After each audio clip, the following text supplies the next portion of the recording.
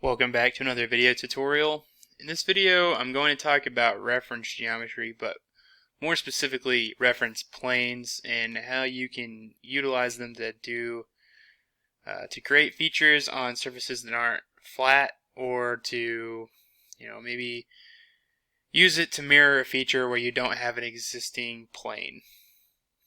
First one we're going to talk about is how would I go about cutting a hole on this face here. Whenever I select this face and I try to sketch, it doesn't let me. I can't even sketch to create a feature here. I could select one of these planes, sketch on that, and then maybe offset it. But let's say I want to sketch directly on the surface. What I can do is, in the Features tool, click the drop down on Reference Geometry, select Reference Plane, and I can click this surface. So you can see the preview of this plane. It shows up as being in contact with this round surface and flat, but we also need to add a second reference in order to fully define this plane. So in my case, I will select the right plane, and if I want it to be, I can change it to be perpendicular to the right plane, I can change it to be parallel to the right plane, I can change it to be 45 degrees offset of the right plane. I can flip that, you can see it's moving.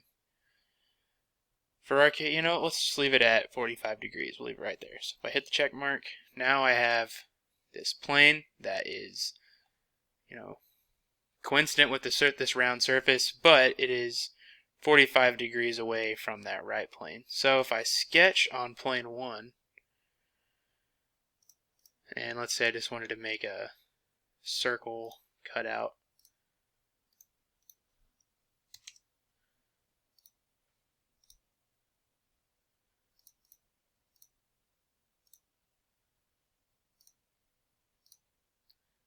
now I cut a hole in this round surface, and I didn't really have to worry about starting it from, I couldn't have really started it from any of these existing planes, because I started it on a plane that's 45 degrees away from the right plane.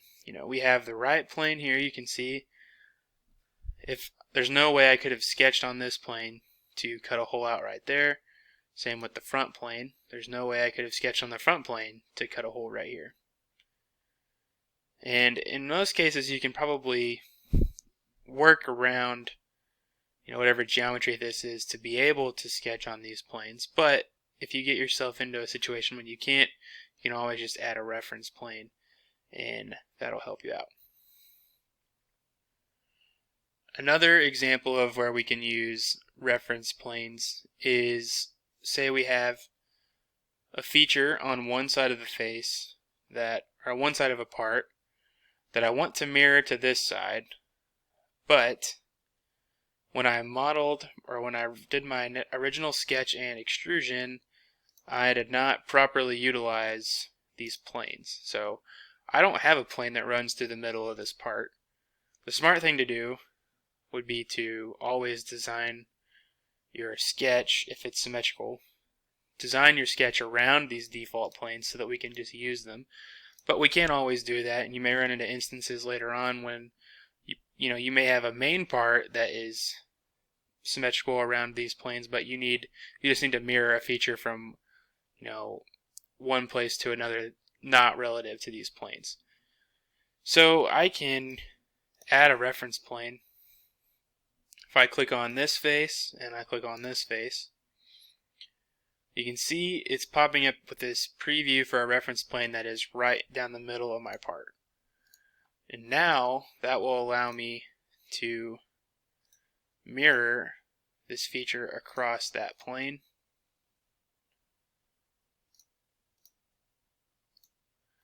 And you can see this feature is now on both sides of this part, and none of my default planes would have been sufficient to create that mirror. But using reference planes, I was able to put a plane down the middle of the part so that I could mirror it. There are other types of reference geometry. There's, an axis. This can be nice if you're trying to do a revolved boss and you don't really have a good axis of rotation set up already. And there's some others too, like a coordinate system and a point. And you may use those farther down the line, but for now, reference planes are at least the main ones I find myself using in real life, and probably the ones that you'll find most useful in your homework.